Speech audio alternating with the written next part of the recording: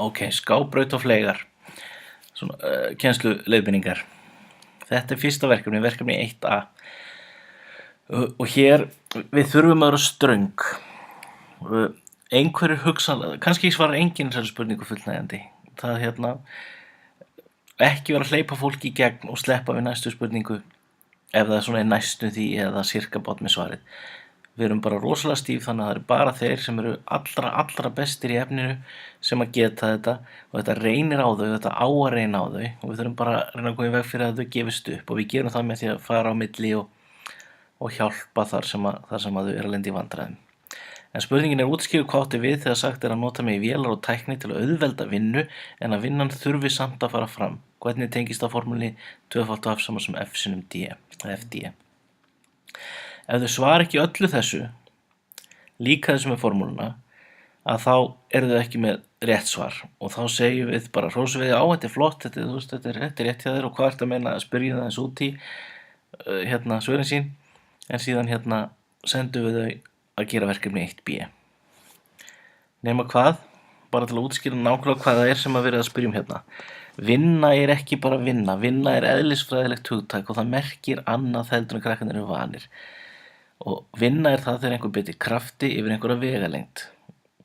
Og það sem er skrítið við vinnu er það fer engin vinna fram þó maður beiti krafti ef það er engin vegalengd í spilinu. Þannig að ef þú ýtir á vegg á fullu af miklum krafti, þá á sér engin vinna stað. En ef þú færir vegginn, þá byrja vinnan að eiga sér stað.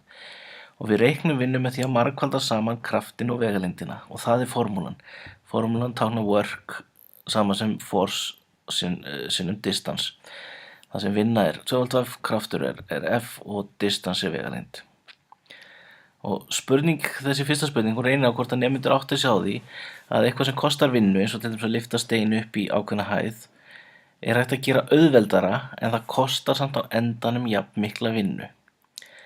Þannig má sleppa því að lyfta steininum upp og rúlla honum upp aflíðandi halla í staðinn, en það eina sem gerist er það að þessi tala getur lækkað, maður getur beitt minni krafti, en þá hækkar þessi tala bara í staðinn jafn mikið.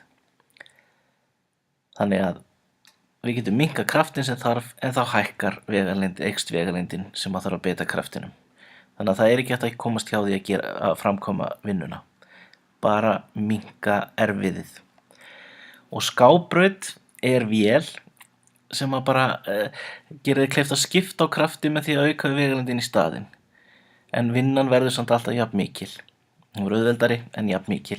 Eða jafnvel meiri vegna þess að lyfta steininum beint upp í loftið kostar á endanum minni vinnu heldur en að rúlla upp skábraut, því að það er alls konar mótstaða í skábrautinni sem eykur og verður vinnuna, þó hún sé auðveldari. Þannig að þetta er það sem að spurning 1A snýst um. Og hérna er bara svona dæmi fyrir okkur. Ef við lyftum með 200 Newton krafti 5 metra, að þá á sér stað 200 Newton sinnum 5 metra vinna sem er 1000 júl. Ef við höfum skábraut í staðinn, þannig að við minnkum þennan kraft niður í 10 Newton, hversu marga metra skildum við þá þurfa að lyfta? Jú, augljóslega 100 metra, því að vinnan á að vera svo sama. Og reglan er þá bara þessi, ef við minnkum kraftin 20-falt, þá verður vegalengdin bara 20 sinnum meiri. Þannig að þetta er það sem þetta er markmiðið með þessari kennslustund, að þau skilji þessi tengsl. Og í dæmi 1B, að þá er verið að vitna í dæmi í vídeónu, það sem heitir sýnt og útreikningandi meira. Þannig hér er spurt bara, vinnan er 200 júl, hvort sem steininum er rúllað upp aflíðandi halla eða lyft upp, hvernig getur það verið? Og þau þurfa að svara þessu skýrt og vel, þannig að við sjáum að þau skilji þetta. Og í verkefni 1C, við fyrstu sín getur að virðast dálítið flókið, en það er rosalega einfalt. Þau eru bara að prófa að margfalda með F og D saman, þar sem að F er fyrst 6 og D er 10 og svo skiptist það þannig að annað er 10 og hitt er 6 og þau sjá að það kemur alltaf sama út. Og ef að krakki er komin í 1C, þá að sjálfsögðu er kennarinn að ræða þetta við nemandann. Það er ekkert flóknar en það. Og hugsanlega lesa og útskýra spurninguna fyrir honum ef það þarf. Ok, verkefni 2A. Virkar rosalega flókin en er það ekki, og eitt af markmiðunum með því að gera þetta svona er að auka lesskilningin og reyna meira á þau, láta þau hafa fyrir þessu, láta þau þurfa að hugsa. Hér sagt, og munum, það bara afburðanemendur sem eiga að geta þetta í fyrstu tilraun. Hér sagt að mælieiningin júl tákni vinnu, hún einkennd með stóru jóð, kraftur táknaði með Newton, sem stendur fyrir kílógrömmetra á sekundu. Vinna, þá reyndar að vera hérna sekúnda í öðru, það bara datt út hérna í copy-pastinu. Vinna margfeldi krafts og vegalengdar, mæleiningi fyrir vinnu fengið með því að margfalda mæleininguna n með m. Hvað kemur út þegar hún margfaldar 1 kgm deilt með s í öðru með m? Kannski getur enginn svarað þessu, kannski einhver, en svo við skiljum nákvæmlega hvað við erum að spyrja um. Vinna kraftur sinnum vegalengd, vinna mæld í júlum, kraftur í newtonum og vegalengd í metrum. Newton stytting á annarri mælingu sem var búin til, sem kílógrömm sinnum metrar á sekúndu í öðruveldi, og við notum þetta bara í dæminu í staðinn fyrir Newton, og þetta allt gert fyrir þau þurfa ekkert að hugsa, þetta allt tekið fram í dæminu, og þá þetta hvað kemur út þegar við margföldum kílógrömm metra á sekúndu í öðru með metrum. Og hér bara verið að hvort þau kunni að margfalda heilatölu eða eitthvað við brot, sem ekkert víst að þau kunni, en dæmin í verkefni 2 og 3 eiga að kenna þeim það ef þau kunna það ekki. Það sem þau gera að þau margfalda upp á strikið, sem sagt, þetta fer bara upp á strikið við hliðina á hinu, og svo þurfa þau að fatta að m sinnum m verður m í öðru, og þetta svarið. Kílógrömmetrar í öðru deilt með sekúndum í öðru eru júl. Og ef þau geta þetta ekki, gefast upp á því, það má þetta hjálpa einhverjum sem alveg að ná þessu og ýta þeim aðeins af stað. En þá fara þau bara í næsta, sem bara þetta. Ef þú margfaldar m deilt með s sinnum f, þá farið út mf deilt með s. Hvað gerist þú margfaldar m deilt með s sinnum m? Og ef þau gera mms, þá það bara fínt hjá þeim, þá áttaðu sig á því að margfalda upp á strikið. En þau áttu sig ekki á því að það fari í annarveldi, og þá látum við gera síðasta dæmið, þar sem að r sinnum r r í öðru, hvað þá m sinnum m, og hér ættu við þá að vera búin, þegar við búin með þetta dæmi, þá ættu við vera komið með allt sem þarf til að leysa fyrsta dæmið.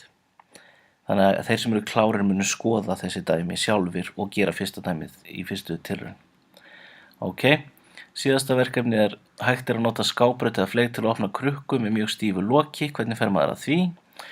Hér mun einhverju hugsa að bara stinga gat á krukkuna eða eitthvað, en þetta auðvitað bara með því að stinga hníf eða skrúfjárn einhverju undir brúnina á lokinu og toga til sín og hleypa lofti undir, þá losnar. Ef þau vita þetta ekki, þá fara þau í næsta verkefni. Fólk sem missir fínhreyfingarnar getur notað verkfæri til að hneppa skyrtuhnöppum. Verkfærið lykkja sem smeygt gegnum hnappagatið, sett utan hnappinn, og svo lykkjan ásamt hnappnum dregin tilbaka gegnum hnappagatið. Til að koma lykkjunni gegnum hnappagatið væri gott að nota fleyg, en hvers vegna þyrfti maður að fara varlega að gera það? Hér náttúrulega augljóst að væri gott að nota fleyg til að komast í gegnum gatið, því að gatið er þröngt og mjótt. Þannig að fleygur væri rosalega góður, en svo kannski verið að hvort þið fatti hér að fleygar eru yfirleitt hnífar til dæmis eru fleygar, þannig að það ekki gott að nota eitthvað sem mjög beitt, til dæmis á föt eða nálægt líkamann. Þannig að það bara verið að og þeir sem ekki rosalega klárir eða eru með lestur, þetta bara lesið fyrir þeim og útskýrt fyrir þeim og séð hvort þau fatti þetta, og það þá hægt að leyfa þeim að svara munnlega. Og síðasta verkefni skóhorn eða skábraut. Af hverju auðveldara að nota skóhorn en fingurinn til að tróða sér í þrönga skó, og nefndu 2 dæmi svipaðar uppfinningar. Þetta eigum við bara að láta þau reyna á þetta, og við eigum að láta þau bara taka sín tíma í að leysa þetta. Það getur vel verið að sé gott að láta þau vera í hópum í fyrsta skiptið, eiginlega bara örugglega betra, búa til hópa og láta þau fást við verkefnin, og þá má getuskipta. Þá myndi maður bara afhenda sterkustu hópunum þyngstu verkefnin og hjálpa slökustu hópunum mest, en bara byrja að prófa og sjá hvernig gengur. Bara ekki gefa afslátt á því að þið eruð ekki að fara að kenna þetta. Allar upplýsingarnar koma fram í spurningunum eða vídeónum, þannig að þið eru bara þarna til að hjálpa þeim með hugsanir þeirra sjálfra, ekki að mata þau á svörunum við þessu. Og já.